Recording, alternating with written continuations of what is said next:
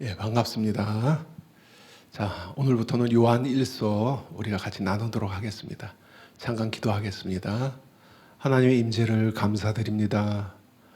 주님의 조명을 감사드립니다. 말씀을 알아갈 수 있도록 은혜 베풀어 주심을 감사합니다. 또 이 말씀을 통해서 우리 삶 가운데 하나님을 아는 지식이 넘쳐나게 하여 주시고 또 주님과 동행할 수 있는 힘을 또 은혜를 얻는 시간 되게 하여 주소서. 이 시간 주님을 바라며 예수님의 이름으로 기도합니다. 아멘. 자, 오늘은 요한일서 이제 1장 5절 7절 나누도록 하겠습니다. 오늘 우리가 살펴볼 본문 5절에서 7절 단락에서 좀 더 명확하게 알고자 하는 것이 두 가지입니다. 먼저 5절에서 하나님은 빛이시다, 조금도 어둠이 없으시다 하는데 이 말씀의 의미가 뭔가? 여기서 빛은 어떤 의미를 가지고 있는가? 하나님은 빛이시다. 조금은 추상적으로 들리죠. 그런데 이것이 문맥 가운데서 구체적으로 어떤 의미를 갖고 있는가? 이걸 알아야 빛 가운데 행하는 자가 되라는 권면을 우리가 또 명확하게 이해할 수 있기 때문에 그렇습니다. 다음으로 7절에서 빛 가운데 행하는 것이 죄사함의 조건으로 제시되는데 과연 그 의미가 뭔가? 이 두 가지 의문을 다루고자 합니다. 먼저 요한 1서 이해를 위해서 필요한 객관적인 내용을 먼저 다루겠습니다. 요한 1서 소개를 다루고 다음으로 이 두 가지 의문사항에 대해서 5절 7절 단락을 우리 한 절씩 주의해가면서 풀어가도록 하겠습니다. 먼저 요한 1서 소개요. 소개는 이제 간략하게 하겠습니다. 우리가 본문 이해하는데 필요한 부분들이 있어서 소개는 한번 짚고 넘어가야 되거든요. 자, 그래서 이제 다른 것은 간략하게 하고 요한 1서 속의 적대자가 누군가? 이것은 본문을 이해하는데 아주 필요합니다. 먼저 회람서신 그리고 설교로서 요한 1서. 이 요한 1서의 특징은 뭐냐면 다른 서신들과 같이 서도나 결말이 없어요. 그리고 다른 서신서와 같이 발신자와 수신자도 없어요. 하나님 사도로 부르심 받은 나 바울은 에베소에 있는 또는 고린도에 있는 성도들에게 이렇게 발신자 수신자 표시가 없습니다. 다만 기록한다는 어휘 쓰다 또는 수신자들에 대한 호칭인 나의 자녀들아, 또 사랑하는 자들아, 이런 여러 구절 이런 편들이 나오죠. 이런 호칭에서 서신의 분위기가 짐작이 되죠. 그래서 요한 1서는 신약 성서에서 히브리서와 같은 서신의 형태로 기록된 설교문이다 그렇게 이해합니다. 또 에베소서와 같은 회람 서신이다. 수신자가 딱 한 교회에 정해져 있는 것이 아니라 돌아가면서 읽히도록 회람용 서신으로 주어졌다. 그래서 명확히 수신자가 없다. 그런 의미죠. 자, 요한 1서, 요한 서신 속의 적대자들이 누군가? 이 요한 1서에 보면 누군가를 향해서 계속 발언을 해요. 예, 그들을 반대하는 발언을 하는데 그들이 누구인가 이것을 알 때 우리가 또 본문을 더 잘 이해할 수 있겠죠. 자, 반대자들의 주장으로 여겨지는 본문들을 살펴보면 대체로 예수님께서 세상에 육체로 오신 사실을 부인하는 경향이 있습니다. 육체로 오신 사실을 부인해요. 그러니까 물질 세계는 이 실제와 영적인 실제와 분리되어 있고 그 안에서 육체로 하는 일은 무의미하고 비천한 것이다. 여기는 헬라적인 이원론 사상이 반영되어 있습니다. 당시 그 시대 사람들을 지배하던 사상이 뭐냐면 이 헬라 시대의 이원론 사상이에요. 영은 선하고 육체는 악하다. 물질 세계는 악하다. 특히 플라톤의 이데아 사상에서 잘 드러나죠. 영은 오리지널이고 이 물질 세계는 복사판이다. 근데 진짜는 이 복사판은 가짜고 진짜는 영이다. 그래서 진짜 자유케 되는 건 뭐냐면 이 물질 세계를 벗어나는 거. 그래서 이 영적인 특별한 지식을 추구하는 것. 자, 이러한 요소들, 이원론적인 요소들이 그 당시에 있었습니다. 그러니까 이런 사상 속에 살던 사람들이 복음을 통해서 교회 안에 들어온 거예요. 예. 그렇기 때문에 이게 교회 안에 강력한 영향을 행사를 합니다. 자, 이레니우스는 당시 서머나 감독이었던 폴리캅. 이 폴리캅은 누구냐면 요한일서를 기록한 사도 요한의 제자예요. 예, 직계 제자. 자, 서머나 감독이었던 폴리캅이 들려준 이 세린투스 또는 케린투스라고도 읽어요. 이 케린투스와 사도 요한의 일화를 전해주기도 했습니다. 자, 목욕탕에서 사도 요한이 공중 목욕탕을 갔는데 당시에는 공중 목욕탕이 많았잖아요. 근데 케린투스가 그 목욕탕 안에 있는 걸 보고 경노하면서 자리를 피했다. 라는 폴리캅에게 들은 얘기를 이제 전해주기도 합니다. 그러니까 그 당시에 이렇게 케린투스가 교회에게 지대한 악영향을 미쳤다는 것이죠. 이단자로서. 그래서 사랑을 강조했던 사도 요한조차도 그를 거부했다. 예, 이단은 만나지 말라 하는 말처럼 그런 일화를 전해주기도 했습니다. 자, 이레니우스에 의하면은 이 케린투스 경우는 탐욕, 행음을 자행했던 니골라당 행식을 쫓았다. 그리고 알렉산드리아와 클레멘트도 이 케린투스와 이 행위가 절제 없는 방종이었다. 이렇게 증언을 합니다. 이들은 자신들을 구원에 이르는 특별한 영적 지식을 소유한 소호수의 엘리트로 작정했습니다. 영적 비밀, 소수만 알고 있는 영적 비밀, 영적 지식을 갖고 있는 자. 자, 이런 사람들을 이제 영지주의자라고 하는데 2세기, 후세기에 가서야 영지주의자가 발전하는데 이 당시에는 이 케린투스를 비롯한 이 당시에는 그게 영지주의가 초기의 형태로 이렇게 발현되고 있었죠. 자, 이것을 이제 요한일서를 대상으로 하는 교회들 가운데 영향을 끼치고 있었다고 이제 볼 수 있죠. 자, 그래서 영적 지식을 갖고 있는 사람들은 육체, 물질 세계는 어차피 악한 거니까 육체로 뭐론 행하든 영적 구원하고는 상관없다. 그렇게 이원론적으로 이해를 한 거예요. 네. 자, 안디옥의 감독이었던 이그나티우스는 서머나 교회에 보내는 그의 편지에서 이 케린투스와 같은 이단들이 그들의 공동체 안에서 같은 공동체체 안에 있는 지체들인데도 서로를 대할 때 질시와 시기로 대하면서 사랑이라는 것을 생각하지 않는다라고 비판을 했습니다. 그러니까 영적 지식, 엘리트주의만 빠져있지 서로 사랑할 줄 모르는 또 시기와 질투가 난무하는 그런 공동체다. 자, 이게 오늘 요한일서 본문에 이런 영향이 나와요. 자, 이들은 이 초기 영지주의적 성향을 보여주고 또 예수님이 육신으로 오신 것 그리고 진저 육신으로 죽으셨다는 사실을 인정하지 않는 가연설의 특징을 보여줍니다.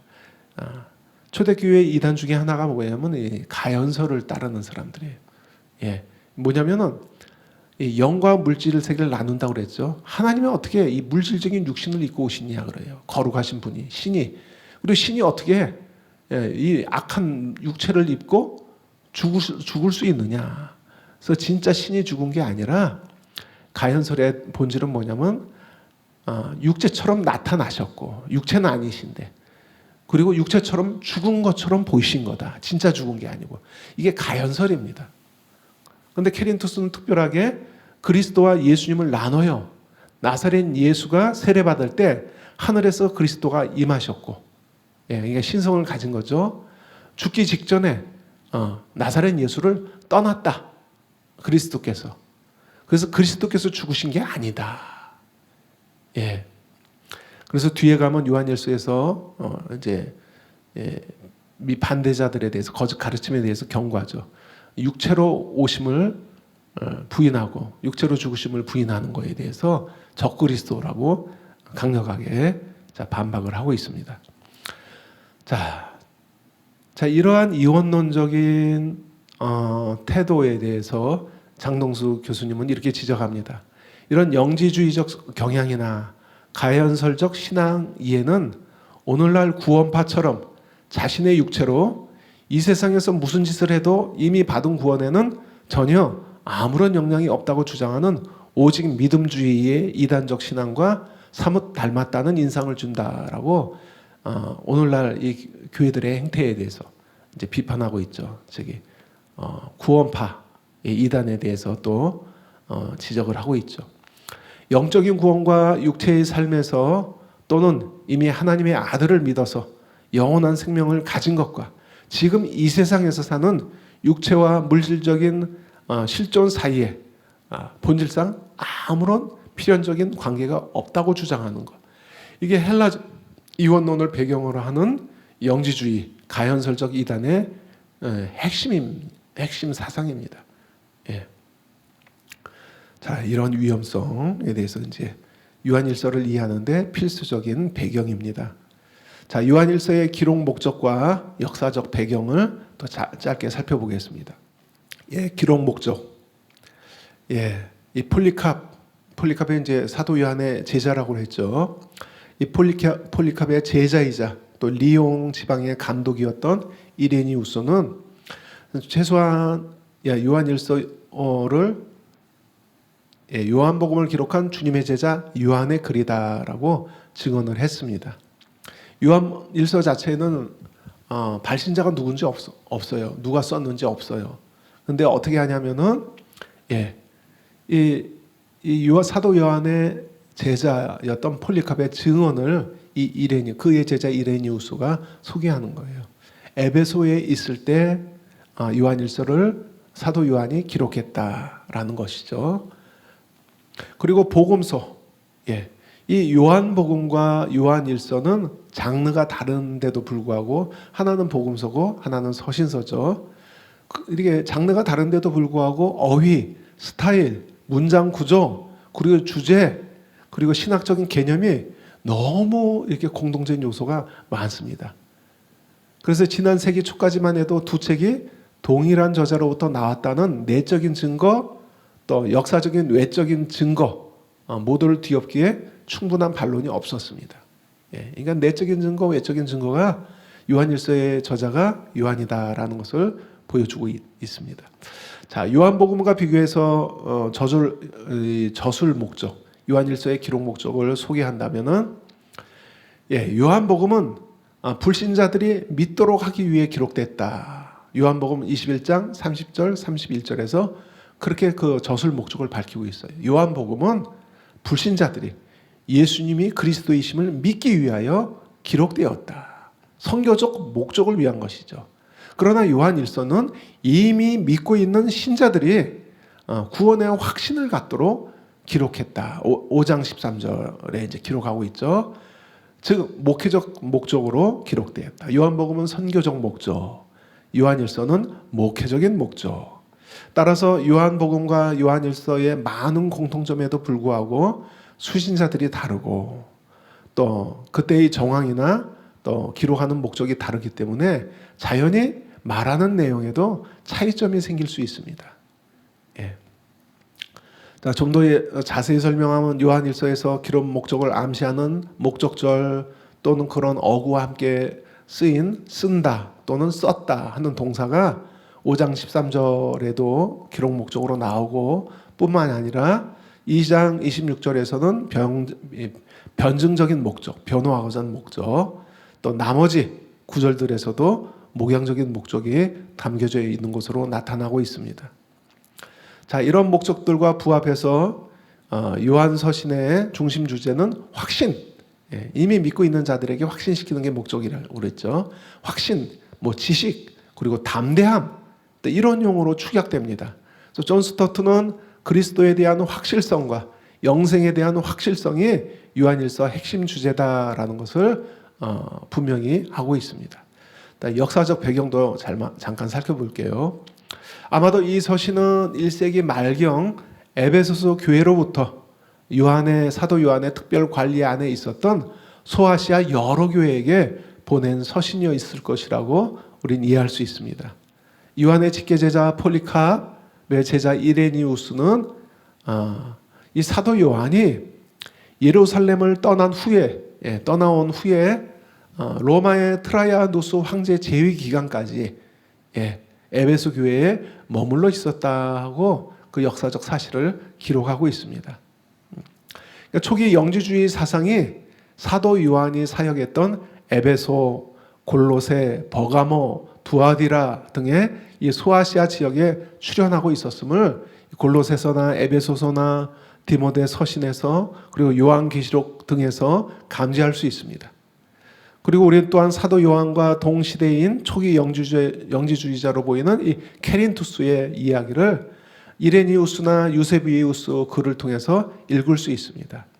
케린투스가 얼마나 교회에게 악영향력을 끼쳤는지, 그래서 사도 요한이 목욕탕에서 그를 상종하는 것조차 꺼려했는지 그런 것을 기록하고 있습니다.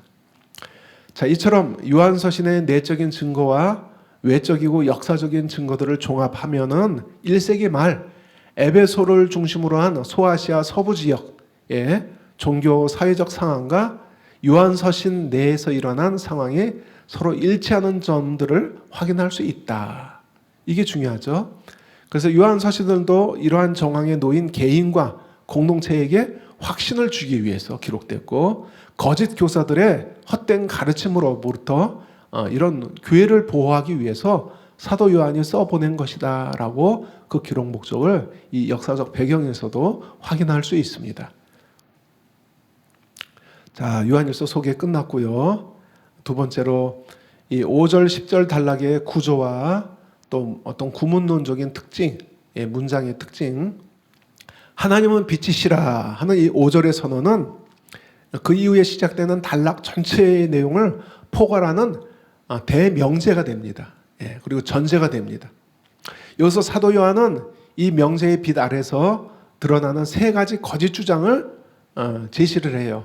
그러니까 이 거짓 교사들이 가르칠 만한 세 가지 거짓 주장들을 이 명제, 대명제의 빛 아래서 드러내는 거예요. 근데 세 가지 거짓 주장이 만일 우리가 뭐뭐라고 말한다면으로 시작되는 세 개의 조건본 문장으로 표현되고 있습니다. 6절에서 8절에서 10절에서. 그리고 그는 이러한 거짓 가르침이나 주장에 맞서서 또한 역시 세 개의 조건본 문장으로 교정, 해법을 제시합니다. 따라서 이 단락은 세 개의 거짓 주장과 이에 대한 교정을 제시하는 세 개의 해법이 대조적으로 구성되는 평행 구조로 나타납니다. A, B, A, B, A, B. 거짓 주장, 거기에 대한 교정 발언. 거짓 주장, 거기에 대한 교정 발언.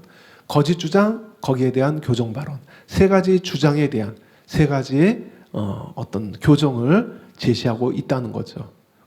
자, 그래서 거기에 첫째 거짓 주장이 어둠의 자, 우리가 하나님과 사귐이 있다면서 어둠 가운데 행하면 거짓말을 하는 것이다 라고 폭로하죠. 그래서 이 B 7에서 거기에 대한 해법을 제시하는 거죠. 빛 가운데 행하면 예수님의 피가 모든 죄에서 깨끗하게 하실 것이다. 또 이제 8절의 두 번째 거짓 주장, 죄 없다 하고 스스로 속이면 진리가 그 속에 있지 않다. 그러니까 자신은 죄가 없다고 하는 거예요. 죄의 성향이 나에게는 없다라고 하는 거죠. 영적인 지식은 있는데, 그러면 거기에 대한 이 교정 발언 뭐냐면, 우리 죄를 자백하면 우리를 모든 불의에서 깨끗하게 하실 것이다. 세 번째 거짓 주장, 나는 범죄하지 않았다, 죄를 범하지 않았다 하면 하나님을 거짓말로 만드는 것이다. 거기에 대한 교정 주장은 2장 1절에서 제시되죠. 죄를 범하면 우리에게 대언자가 계시다. 이제 한 절씩 우리가 이제 해석을 해 나가도록 하겠습니다. 요한일서 1장 5절 우리가 같이 읽고 시작하겠습니다. 5절을 같이 한번 읽어보겠습니다. 시작. 우리가 그에게서 듣고 너희에게 전하는 소식은 이것이니 곧 하나님은 빛이시라.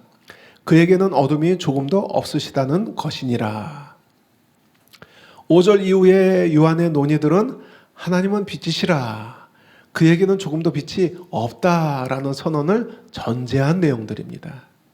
하나님이 조금의 어둠도 없는 빛이시라 하는 선언은 이후 구절부터 무엇이 거짓이고 무엇이 진리인지, 그러니까 무엇이 어둠이고 무엇이 빛인지를 분별하는 시금석이 됩니다. 뭐가요? 이 대명사.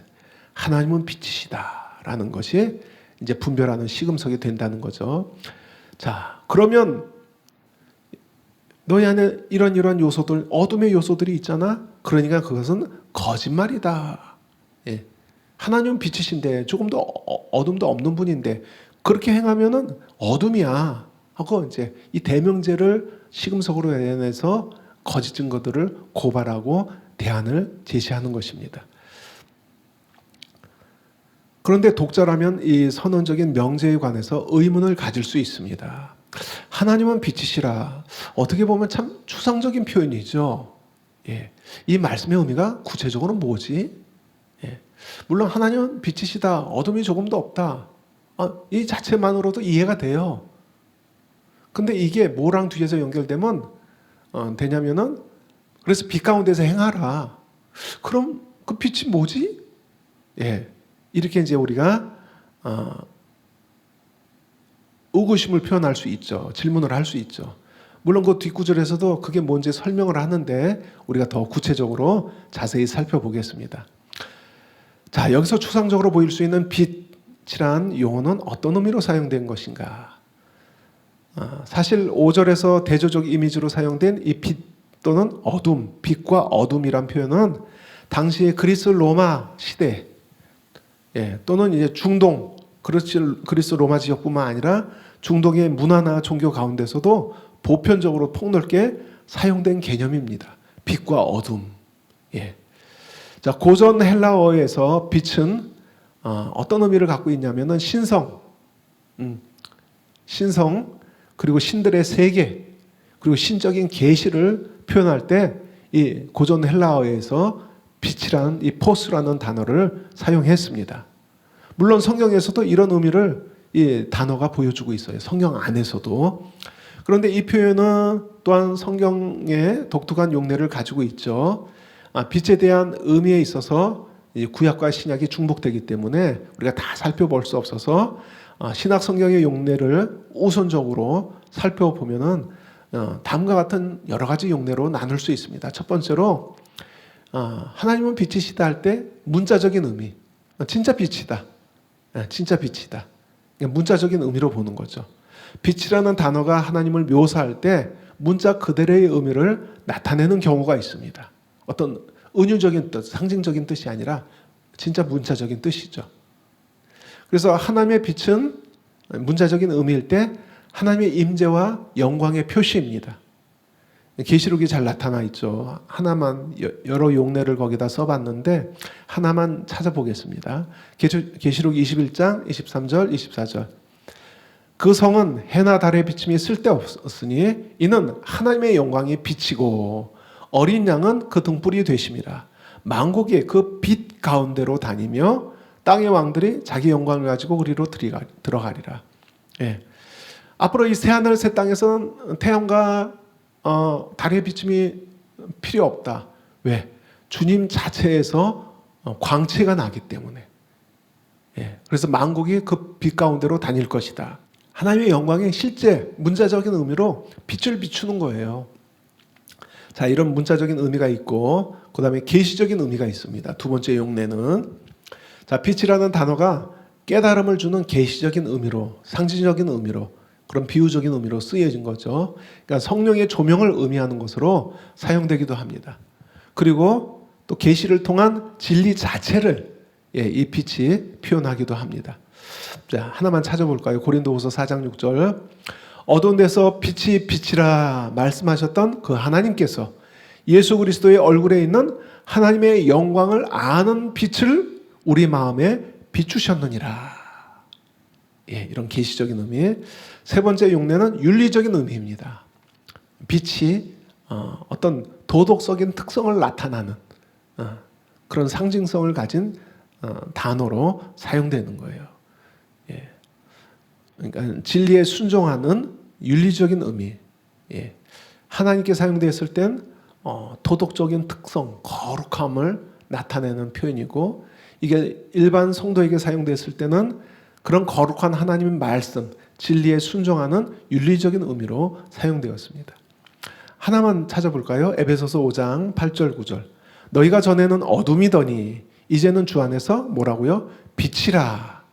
빛의 자녀들처럼 행하라.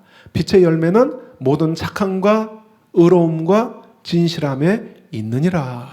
윤리적인 의미죠. 도덕적인 특성을 보여주는 것이죠. 자, 마지막으로 이 빛이 어떤 생명, 생명이나 구원을 의미하는 용례로 쓰였습니다. 이 용례는 구약에서 더 빈번하게 볼 수 있습니다. 주의 빛 안에서 우리가 빛을 보리이다. 시편 36편 9절의 말씀은 같은 36편에서 진실로 생명의 원천이 주께 있사오니와 병행을 이루고 있어요.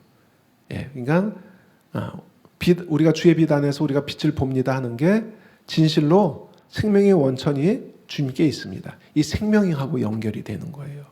그리고 시편 27편 1절에서 여호와는 나의 빛이요 나의 구원이시니, 빛이 이미 구원을 함유하고 있다는 걸 보여주죠. 근데 이 구절 자체가 여호와는 내 생명의 능력이시니 라는 말과 이 동의어적 병행을 구성하고 있습니다. 그러니까 빛이라는 것은 구원, 생명 이렇게 표현하는 거죠. 이사야 49장 6절에서도 여호와의 종이 이방의 빛으로 묘사된 것은 내 구원이 땅끝까지 이르게 된다는 사실을 상징하고 있는 거예요. 여기서도 이방의 빛을 비춘다는 것은 구원이 퍼져나가는 것, 구원의 소식이 이방에 퍼져나가는 것. 이처럼 신약 성경의 요한복음에서도 빛이 생명을 의미하는 분명한 용례를 보여주고 있습니다. 요한복음 1장 4절 5절. 그 안에, 그가 누구예요? 예수님, 로고스, 말씀. 그 안에 생명이 있었으니 이 생명은 뭐라고요? 사람들의 빛이라. 이 빛이 뭐예요? 생명이죠. 빛이 어둠의 빛이 돼 어둠이 깨닫지 못하더라.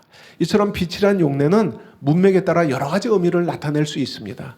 그렇다면 5절에서 하나님은 빛이시라 선언은 어떤 의미를 가질까요? 이 많은 용례 중에서 물론 앞서 보여준 여러 의미들을, 용례의 의미들을 이 선언이 함축하고 있다라고 볼 수 있습니다. 이러한 여러 속성들이 하나님 안에서는 분리되지 않고 한 속성, 연합된 속성으로 밀접하게 연결되어 있기 때문에 하나님은 빛이시라 할 때 하나님의 그 연합된 속성 안에 이런 모든 것이 함축되어 있다 볼 수 있습니다. 자, 이런 의미에서 스테픈 스말리는 다음과 같이 주장합니다. 하나님은 빛이시다라는 선언은 하나님의 존재와 본성에 대한 날카로운 묘사다. 이것은 그분의 영광에 있어서, 문자적인 의미죠. 빛이 갖고 있는 찬란함, 영광에 있어서, 그 다음에 진리에 있어서, 지식적인 의미죠. 그리고 그분의 거룩함에 있어서, 윤리적인 의미, 도덕적인 의미죠. 영광에 있어서, 진리에 있어서, 그분의 거룩함에 있어서 절대적이라는 것을 의미한다. 여기서 하나님은 빛이시라는 진술은 필연적으로 동시에 도덕적인 도전을 동반하고 있다. 그의 제자들은 반드시 빛 안에서 행해야만 한다. 그러나 이런 함축적인 의미가 있을지라도 문맥 안에서는 분명히 이런 용례줄 중에서 무언가를 더 강조할 텐데 그것이 뭔가라는 것을 우리가 찾아야 한다는 거죠. 5절에 하나님의 빛이시라 하는 선언은, 이 선언이 어떤 의미인지는 문맥을 살필 때, 문맥 안에서 살필 때 가장 정확하게 드러날 것입니다. 그런데 문맥을 살펴보면 앞서 살펴본 용례 중에 3번 윤리적인 의미에 강조점이 있다는 것을 우리는 찾을 수 있습니다. 하나님 빛이시다. 이 1장 문맥에서는 어디에 강조점이 있는가? 바로 윤리적인 의미. 자, 이 빛, 포스라는 단어가 요한일서에 6번 나옵니다. 6번 나오는데 다 윤리적인 의미로 사용되었습니다. 먼저 1장 5절 7절에서 하나님은 빛이시라 하는 선언은 우리 그리스도인들이 빛 가운데 행해야 하는 당위성을 보여주는 전제입니다. 5절에서 하나님은 빛이시고 어둠이 조금도 없다라는 것은 하나님의 도덕적인 완전성을 보여주는 거죠. 어둠이 조금도 없는 빛이시다. 이 말 자체가 벌써 도덕적인 완전성, 윤리적인 의미로 쓰이고 있다는 거죠. 그리고 이것은 대명제라고 했죠. 이것은 그래서 성도가 그래서 빛 가운데 행해야 된다라는 당위성을 요구하고 있는 거예요. 이 전제가. 그래서 성도들에게 빛 가운데 행해야 함을 강조하고 대조적으로 어둠은 배격해야 하는 것으로 진술됩니다. 여기서 어둠 가운데 행한다는 것은 진리를 행하지 않는 것으로 표현됩니다. 그러니까 도덕적인 의미죠. 예. 자, 요한일서 5절 7절을 붙여서 한번 읽어볼까요? 어떤 의미인지. 5절 우리가 그에게서 듣고 너에게 전하는 소식은 이것이니 곧 하나님은 빛이시라 그에게는 어둠이 조금도 없으시다는 것이니라. 만일 우리가 하나님과 사귐이 있다 하고, 코이노니아예요. 사귐이 있다 하고 어둠에 행하면 거짓말을 하고 진리를 행하지 아니함 이거니와 그가 빛 가운데 계신 것 같이 우리도 빛 가운데 행하면 우리가 서로 사귐이 있고 그 아들 예수의 피가 우리를 모든 죄에서 깨끗하게 하실 것이요. 예. 이처럼 하나님의 빛 되심은 하나님의 도덕적인 선을 정의하고 있는 것인데요. 그런데 성도가 하나님이 빛 되신 것처럼 빛 가운데 계신 것처럼 빛 가운데 행하는 것은 진리를 행하는 것으로 표현되고 있습니다. 읽었죠? 어둠에 행하면 그러니까 빛 가운데 행하지 않고 어둠에 행하는 것을 뭐라고 표현해요? 진리를 행하지 않는 것. 그럼 빛 가운데 행하는 건 뭐예요? 진리를 행하는 것. 하나님의 말씀에 순종하는 것. 도덕적인 의미죠. 자, 다음으로 요한일서 나머지 빛의 용례에서도 윤리적인 의미로 사용되었습니다. 지금 1장 5절 7절 용례를 살펴봤죠. 그 다음에 이제 1장 문맥 밖에 있지만은 빛이라는 용례를 한번 찾아보겠습니다. 요한일서 2장 8절에서 11절 읽어보겠습니다. 여기 빛이 어떤 뜻으로 쓰였는지 보세요. 다시 내가 너희에게 새 계명을 쓰노니 그에게와 너희에게도 참된 것이라. 이는 어둠이 지나가고, 여기서도 어둠과 빛이 대조를 이루죠. 어둠이 지나가고 참빛이 벌써 비침이니라. 빛 가운데 있다 하면서 그 형제를 미워하는 자는 지금까지 어둠에 있는 자요. 그의 형제를 사랑하는 자는 빛 가운데 거하여 자기 속에 꺼리낌이 없으나 그의 형제를 미워하는 자는 어둠에 있고 또 어둠에 행하며 갈 곳을 알지 못하나니 이는 그 어둠이 그의 눈을 멀게 하였습니다. 예.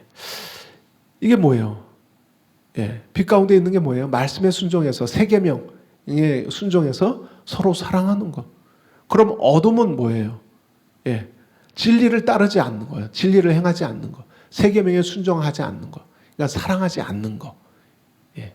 이처럼 요한일서에서 빛은 어둠과 대조를 이루면서 그 빛은 진리를 행하는 것과 어둠은 진리에 순종하지 않는 것으로 표현이 됩니다.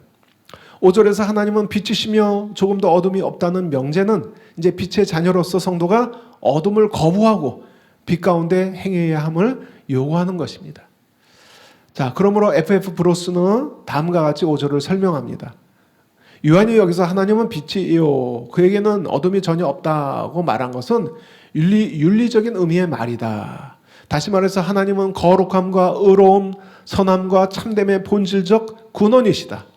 하나님 안에는 거룩하지 않거나 불의한 것, 악하거나 잘못된 것은 전혀 존재하지 않는다.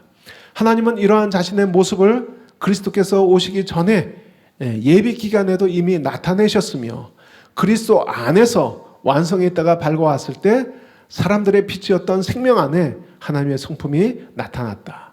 그러므로 아버지와 그의 아들 예수 그리스도의 교제를 갖는 자들은, 사귐을 갖는 자들은 자신의 생활 속에서 하나님의 성품을 반영할 것이며 빛의 자녀들처럼 행할 것이다. 그런데 여기에 생명에 대한 세 가지 판단법이 제시되고 있다. 예. 아까 그 가정문, 조건문, 예. 만일 뭐뭐라고 말하면이 거짓이다. 세 가지 문장이 있었다고 그랬죠. 자, 이 세 가지 거짓을 드러내는 문장 중에 첫 번째가 다음으로 이어지는 6절, 7절입니다. 6절, 7절을 우리가 이어서 다루겠습니다. 자, 6절, 7절 읽겠습니다. 만일 우리가 하나님과 사귐이 있다 하고 어둠에 행하면 거짓말을 하고 진리를 행하지 아니하며이거니와 그가 빛 가운데 계신 것 같이 우리도 빛 가운데 행하면 우리가 서로 사귐이 있고 그 아들 예수의 피가 우리를 모든 죄에서 깨끗하게 하실 것이요. 아까 읽었는데 왜 또 읽죠? 아까는 빛이라는 용례를 살펴보기 위해서 읽은 거고 지금은 이제 해석을 위해서 읽는 거예요. 여기서 어떻게 시작해요? 만일 우리가 뭐뭐라고 말한다면, 이 똑같은 표현이 1장에서 3번 반복돼요. 이 세 개의 거짓 주장 중에 첫 번째 내용이 바로 6절입니다. 요한은 빛 대신 하나님과 사귐이 있다고 말은 그렇게 하면서 어둠 안에서 행하면 거짓말이다 라고 폭로하고 있는 거예요. 6절에서 거짓말하다는 동사형이 사용되었고 또 거짓말하는 자라는 명사형 표현도 계속 이어서 반복이 되고 있습니다. 여러 구절에서. 사도 요한이 이 거짓말이라는 표현을 반복적으로 사용한 것은 이 공동체에서 떨어져 나간 분리주의자들의 거짓 가르침들을 염두에 두고 있는 것입니다. 아까 우리가 배경 요한일서 속에서 살펴봤죠. 영지주의적인 그리고 가연설적인 특징을 갖고 있는 이 분리주의자들, 적대자들, 그들을 염두에 두고 그들이 가르침을 이제 교회 안에서 영향을 미치고 있기 때문에 떨어져 나갔지만은 우리가 이렇게 그 가르침의 영향으로 뭐뭐라고 말한다면 그것은 거짓말이다라고 폭로하고 있는 거예요. 6절은 말과 행동이 일치하지 않는 거짓 신앙에 대해서 경고하고 있습니다. 데이비드 잭맨은 이 구절에 대해서 우리가 우리의 신앙적 교리가 정통적이고 또 진정으로 하나님을 알고 있다고 입으로 아무리 주장할지라도 그것을 증명하는 길은 오직 거룩한 삶뿐이다 라고 옳게 지적하고 있습니다. 빛과 사귐이 있다고 하면서 어둠 가운데 행해? 그럼 빛과 사귀고 있다는 말이 하나님 안에 있다는 말이 하나님과 사귐이 있다는 말이 거짓말이다 라고 지적을 하는 거죠. 그들이 실제로 반대파들은 영과 육이 분리돼서 육체적으로 어떤 뭐 잘못을 범하든 영과는 상관없어. 우린 영적인 특별한 지식을 갖고 신과 교통하고 있어. 이렇게 이제 주장하기 때문에 거짓말이다라는 거예요. 삶에서 의로운 삶의 열매가 없으면은 하나님과 사귐이 있다, 거짓말이다, 사기치는 거다라고 말하는 거죠. 성경적인 신앙이 아니다라고 말하는 거죠. 그렇다면 이 구절에서 어둠 가운데 행하는 것은 구체적으로 무엇을 가리키는가? 이렇게 질문할 수 있죠. 포괄적인 의미로는 진리에 순종하지 않는 것을 의미한다는 것을 살펴봤어요. 여기까지는 알아요.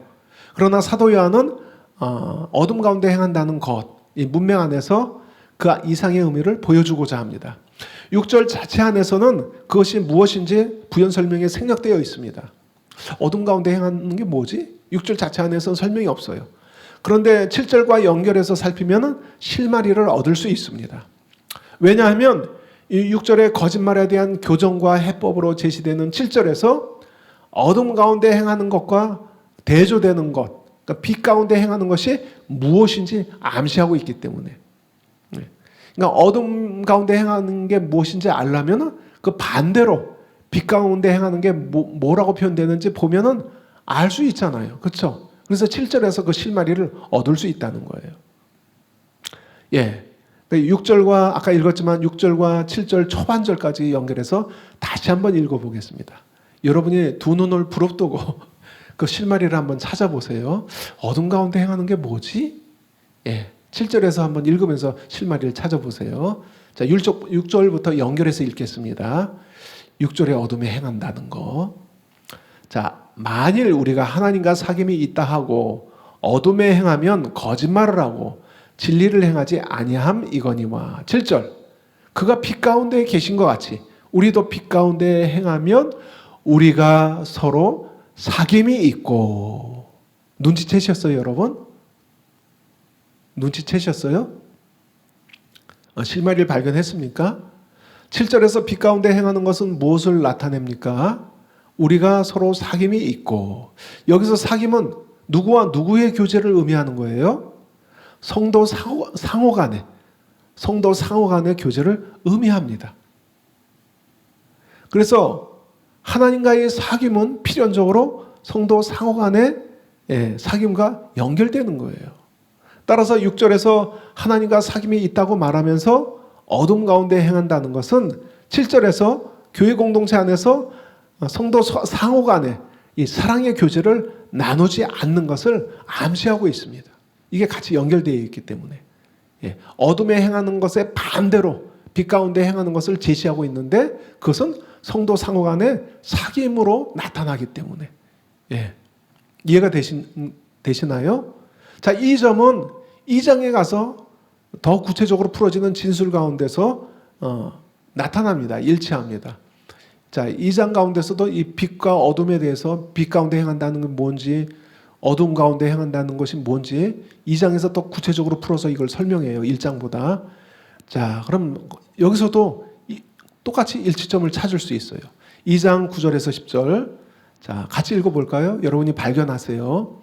빛 가운데 있다 하면서 그 형제를 미워하는 자는 지금까지 어둠에 있는 자요.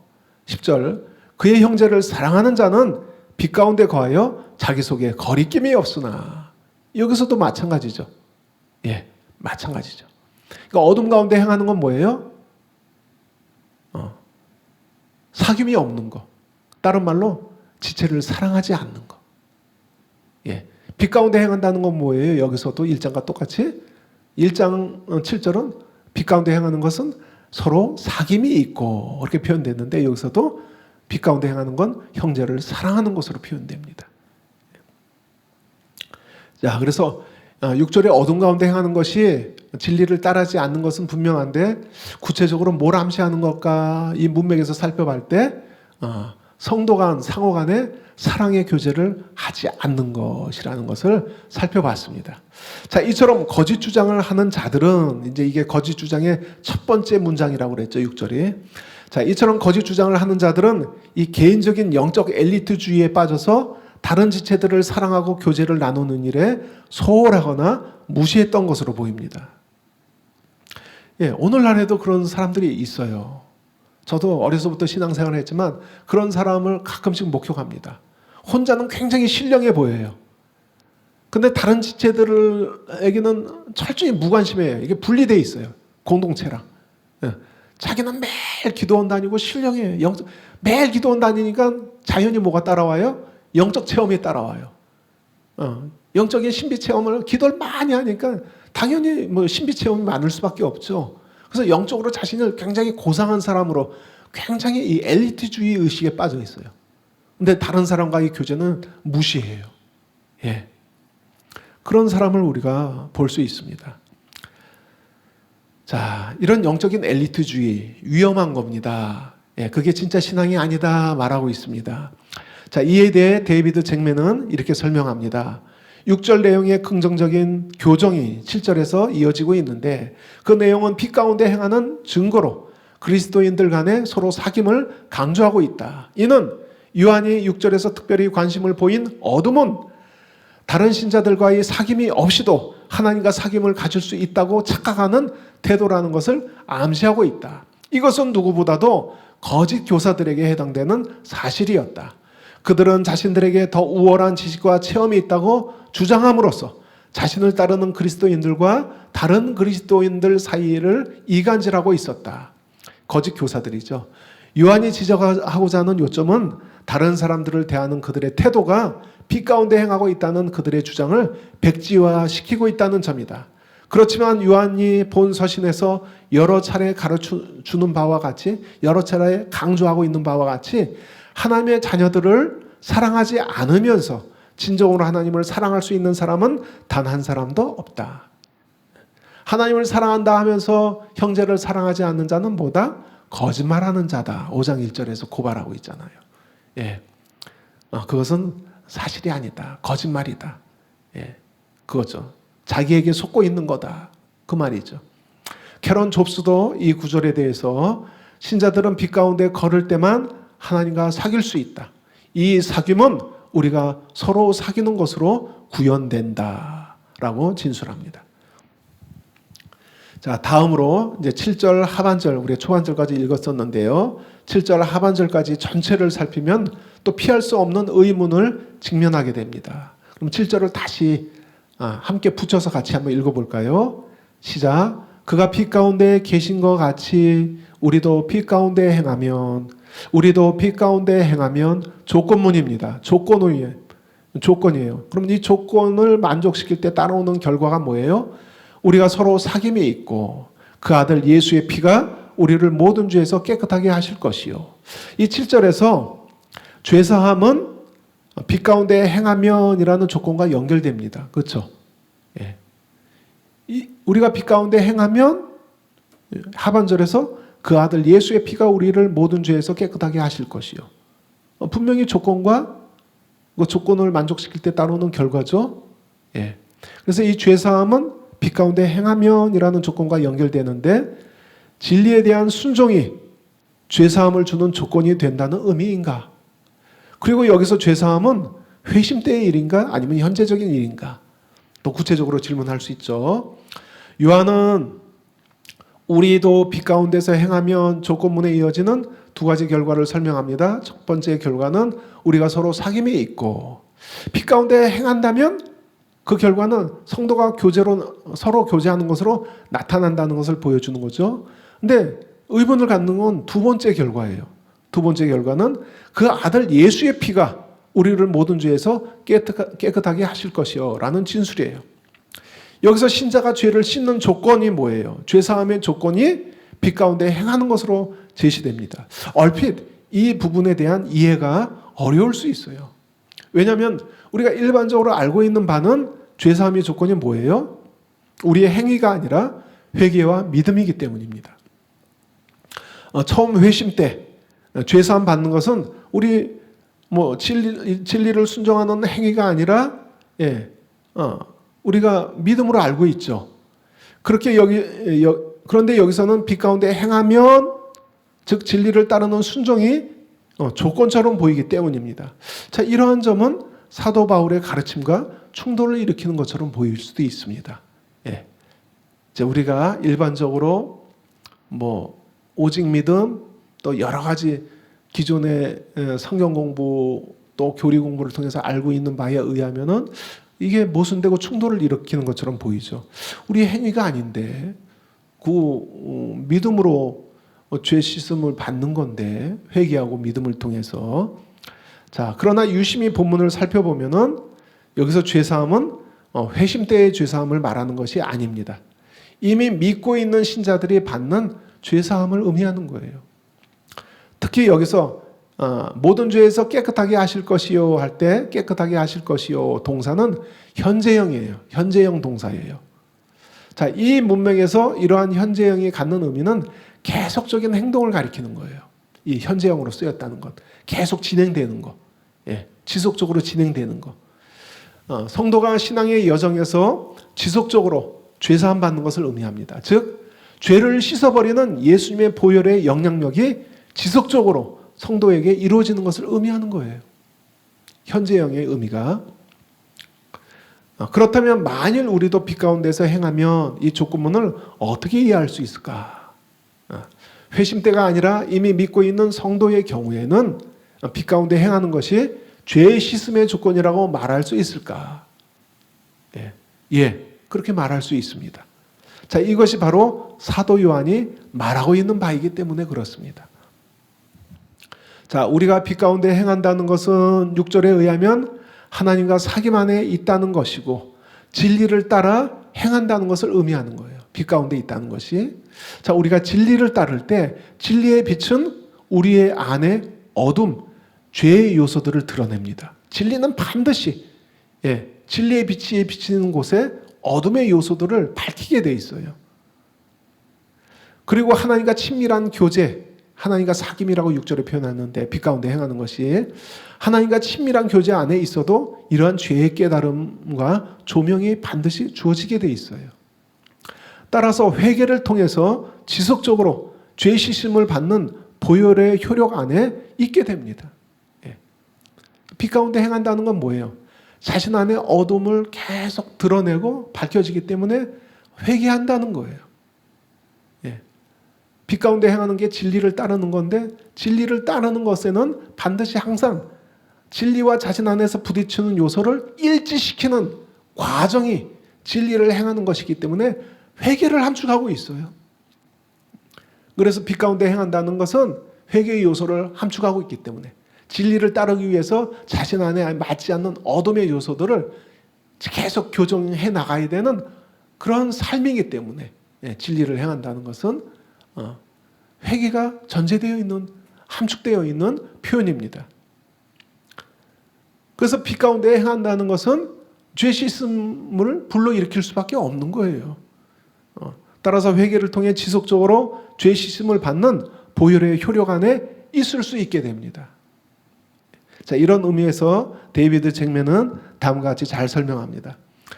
하나님의 빛이 우리의 죄를 밝히 드러낼 때에 우리는 그리스도의 죽음을 통하여 임하는 죄 씻음을 우리 회개와 믿음으로 계속해서 받아들여야 한다는 것이다. 여기에서 주목할 점은 깨끗하게 할 것이요 라는 동사의 현재형이 연속적 행동을 의미한다는 점이다. 따라서 계속해서 깨끗하게 씻어주신다로 번역하는 것이 적절할 것 같다. 자, F.F. 브루스도 이것을 이 구절의 반대의 측면에서 설명합니다. 예. 이제 긍정적인 의미는 죄 씻음을 받는, 빛 가운데 행해서 죄 씻음을 받는 그런 긍정적인 표현에서 했다면 브루스는 반대의 측면에서 설명을 해요. 그리스도의 피를 통한 구속의 은혜는 그리스도와 연합되어 있는 자들, 그러니까 사귐에 있는 자들 안에서는 영원히 유효하다. 그리스도에게서 분리된 자들에게는 그 효력이 미치지 않는다. 죄 씻음이, 예, 죄사함, 죄 씻음이 그리스도의 사귐에서 분리된 자들에게는 효력이 미치지 않는다는 거죠. 그리스도의 백성들의 사귐으로부터, 그러니까 성도 상호 간의 사귐으로부터 분리된다는 것은 그리스도 그분과의 사귐으로부터 분리되는 것을 의미한다. 예, 그 반대파의 입장에서 설명하는 거죠. 그런 신앙 행태에는 죄 씻음, 지속적인 영향력을 발휘하는 보혈의 그 법적 효력성이 없다라는 것이죠. 마지막으로 캐런 존스도 다음과 같이 거들어서 설명합니다. 하나님의 아들이신 예수님의 피는 하나님의 도덕적인 진리라는 빛 속에 걷는 사람을 깨끗게 하고 그들이 서로 상호간에 사귀게 한다. 빛 가운데 걷는 것은 죄에서 깨끗하게 되는 것을 의미한다. 그리스도가 죄를 대속하신 것은 하나님과 화목하게 만들어 성도 상호간의 사귐을 회복한다. 예, 우리가 이제 두 가지 의문을 살펴봤습니다. 이제 결론을 맺겠습니다. 우리가 빛 가운데 행해야 하는 이유는 우리 하나님 아버지께서 빛이시기 때문입니다. 그래서 하나님께 속한 자녀들은 진리의 빛 안에서 말씀을 따라 사는 것입니다. 이 진리의 말씀에 비추어서 우리 안에 어둠의 요소들을 드러내야 되는 거예요.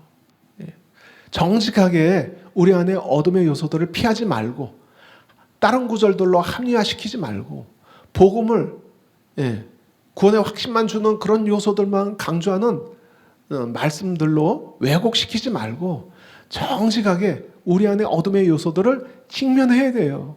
그래야 교정을 받죠. 그래야 우리가 거룩하게 변화될 수 있죠. 그래서 진리의 말씀의 빛에 비추어서 우리 안에 어둠을 드러내야 됩니다. 우리가 빛 가운데 드러나는 이 어둠의 요소들을 회개할 때 그리스도의 피를 통한 죄 씻음의 은혜를 지속적으로 경험할 수 있습니다. 여러분, 현재 내가 빛 가운데 하는 자인가? 진정 진리를 따르는 자인가? 혹은 내 안에 제거되어야 할 어둠의 요소들은 무엇이 있는가? 스스로 계속 점검해야 될 필요성이 있습니다. 중세교회 가운데 세속의 물결이 흘러 들어오자 교회가 또 신자들이 부패하기 시작했습니다. 교회와 신자들이 어둠 가운데 행하는 것이 만연해졌어요. 예, 그래서 이 중세를 암흑기라고 부르잖아요. 중세의 암흑기. 교회가 그만큼 중세 캐톨릭이 타락했어요. 구원도 돈 주고 사잖아요. 면죄부를 통해서. 그리고 어중이 떠중이들이 돈만 주면은 교회 지도자가 될 수 있었어요. 신부가 될 수 있었어요. 예. 그러한 자들이 또 목회자로서 목양을 하는 거예요. 그렇게 어둠 가운데 행하는 일이 교회 안에서 팽배해지게 됐습니다. 그래서 암흑기예요. 어둠의 시대. 그런데 교회의 빛이 비추기 시작했습니다. 종교개혁이 시작된 거예요. 예. 진리의 빛이 임한 거예요. 진리를 따르고 행하는 자들이 늘어나기 시작했습니다. 자, 종교개혁은 완전한 개혁은 아니었죠. 빛이 일부에서부터 비치기 시작한 거죠. 예. 이처럼 진리를 올바로 깨닫고 진리 가운데 행하는 자가 바로 빛 가운데 행하는 자입니다. 자, 스스로 질문하시고 점검해 보시길 바랍니다. 나는 빛을 바라고 있는 자인가? 이 칠흑같이 캄캄한 어둠 속에서 갈 길 몰라 유리방황하고 있는 영혼들에게 나는 이 빛을 비춰주고 있는 자인가? 자신을 점검해 보시길 바랍니다. 나는 지금 빛 가운데 걸어가고 있는가? 끊임없이 우리 자신을 살펴봐야 할 것입니다. 예, 자, 오늘 1장은 이렇게 마쳤습니다. 잠깐 기도하고 마치겠습니다. 빛 대신 주님을 하나님 아버지로 두고 또 하나님과 사귐이 있는 특권을 주심을 감사합니다. 그 빛 가운데 우리 어둠의 요소를 드러내 주시고 하나님 진정한 회개, 깨지고 상한 마음을 주셔서 하나님 더 빛으로 나타나는 우리 삶 되게 하여 주소서. 진정 빛 가운데 주님과 동행하며 주님과 사귐이 있는 그리고 성도 상호 간에 또 사귐이 있는 우리 빛된 삶이 될 수 있도록 하나님 은혜 베풀어 주소서. 또 이것을 결단합니다. 빛 가운데 행하는 나머지 또 주간 될 수 있도록 하나님께 의탁드리며 예수님의 이름으로 기도합니다. 아멘.